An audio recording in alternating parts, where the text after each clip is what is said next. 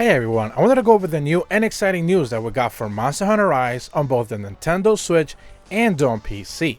And that's the fact that Capcom went ahead and revealed two brand new characters making their way into the game in the form of brand new voice packs that are going to become available on February 24th once patch 3.9 becomes available and goes live right for the game. What they're choosing to introduce here is Commander of the Cavaliers Selva, I believe is what it's actually being called, and the Unruly Songren's Pass.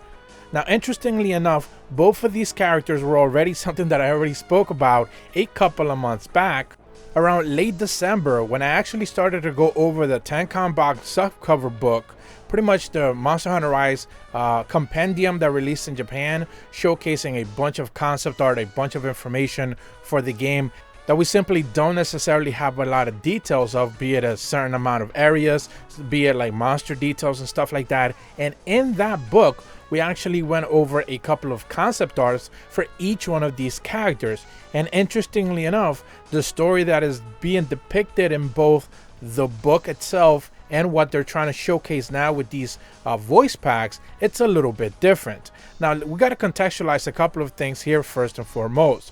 This is not the first time that they're doing paid voice DLC. Remember that we got the Big Bro and the Cool Girl DLC voice packs a couple of months back. So this is not necessarily the first time that we're seeing Capcom not just make like downloadable DLC that's paid for characters that don't necessarily exist in the game, but that they also decide to make like story and lore specifically attached to each one of these characters. What's interesting here specifically is that there's a little bit of a contrast from, like I mentioned, from what was available in the book and what is actually being said officially now as both characters are being introduced. Not only that, their names are different as well. So first we'll go over what they actually say with the details that they're providing us now, and then we'll contrast that with the information that we had before about each one of them. They're saying that Commander of the Cavaliers Selva is the leader of the Cavaliers, a group of prominent knights. His weapon of choice is the great sword and is very confident and perhaps a bit conceited. However, he's still capable of compassion, and he may be arrogant, but he would never disparage anyone. He's distantly related to the royal family, but he's not interested in taking the throne.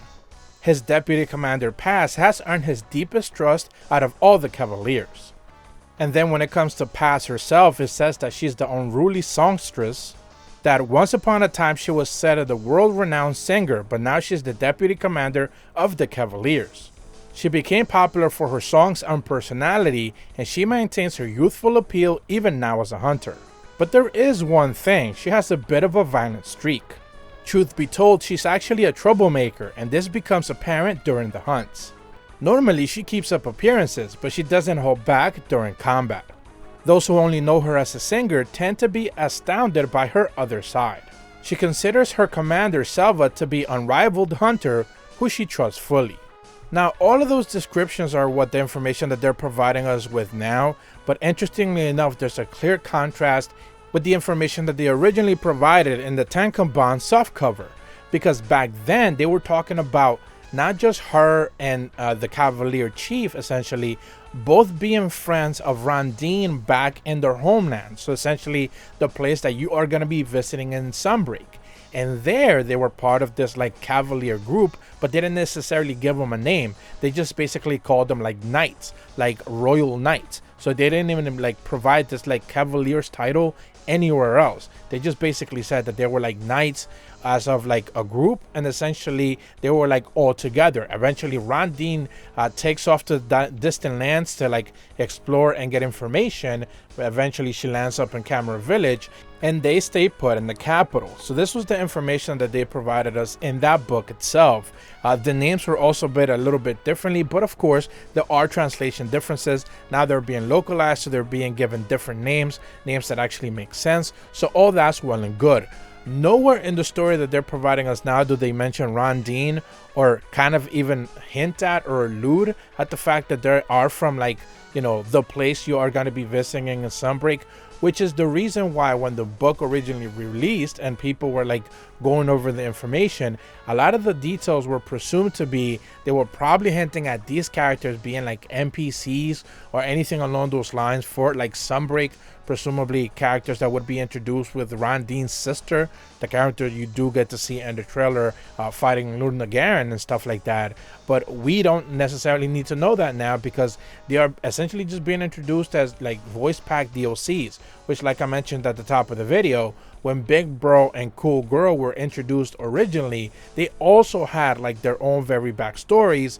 But essentially, like, Cool Girl's like the niece or something of the chief from Camera Village, and Big Bro's just like a traditional hunter in the village. So, they're not necessarily related to the place you're going to be visiting in Sunbreak, where now Selva and Paz, who had potential to be characters introduced in Sunbreak, no longer do, which is a bit of a shame.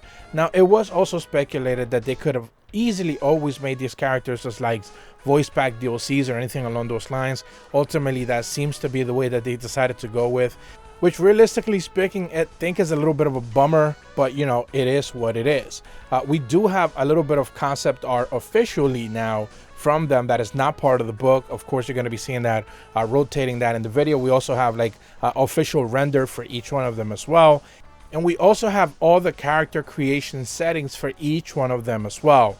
So I'm going to be leaving those on the screen. A link is going to be in the description below for each one of the characters. If you choose to recreate them, you're going to have the option to be able to make them look exactly how they look pretty much in the trailers that you're seeing like loop pretty much in this video. So you're going to have the choice to be able to do that. And if you buy the voice packs, you're going to be able to have that as well. Big Bro and Cool Girl had the same thing. They had the character setting details available, so you could pretty much mimic those characters and make them if you wanted to. You're going to have the choice to be able to do that. As far as the voices are concerned, I have seen a lot of comments on social media that pretty much they're not big fans of the voices. I kind of agree. They're kind of like, I don't know, not great, I would say. But, it is what it is. It's just paid DLC the way they're treating it. So I guess it doesn't necessarily have to be all that gung-ho or all that exciting. As long as they introduce it, and people find it interesting, there's a certain, part of the audience that is going to find it appealing, and most of the people simply just aren't going to find it appealing. And I think that's, already taken into account. I also want to make one specific clarification. I spoke recently, I believe yesterday or the day before. I was going over what the PC will be seeing on February 24th as part of all the DLC. And one of the questions that I got, and I guess I didn't explain that in the video, was that all the DLC, essentially all the patches and stuff like that that is going to be dropping on the 24th is going to be dropping on both PC and on Nintendo Switch. Basically version 3.9.1 is going to be dropping PC on Nintendo Switch on the 24th. PC and the Nintendo Switch are also going to be getting on the 24th all this like paid DLC and stuff like that. You're going to have the choice to be able to buy it either on Steam or on the Nintendo Switch equally. No issues there. The only difference is going to be that all the DLC that I went over in that video, and I'm going to leave a link in the description below, for PC players, that DLC is the only one you're going to get, like as far as like event quests go. That is the only one you're going to get. Everything that's going to be like new to like Nintendo Switch and like the past, I believe 5 or 6 weeks worth of event quests are still not going to be available on PC just yet. They're probably going to drop a week or two afterwards. Capcom hasn't necessarily detailed just specifically why that is, but patches is all going to be lined up. Downloadable purchasable DLC is all going to be lined up, but the event quests are still not going to be lined up just yet. I don't know why they're doing that. That was a little bit of a, like, I guess I missed that when I was making that video. Someone asked me in the comments, so I just wanted to clarify that if you didn't understand why that is, I don't have an answer for you.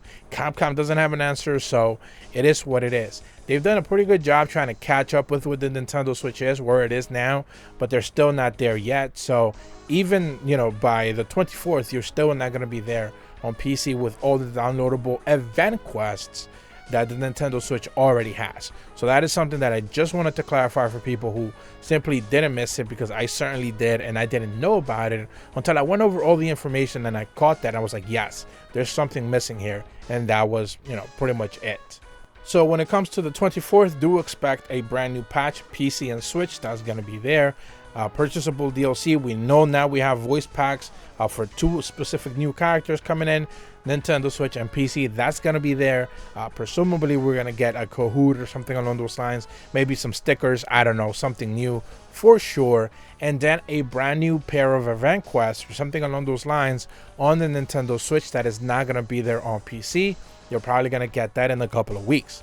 But that's about all the information that I wanted to go over. If you are brand new to my channel, be sure to leave a like and subscribe, hit the bell to receive notifications when the videos go up, and as always, thank you so much for watching. See ya.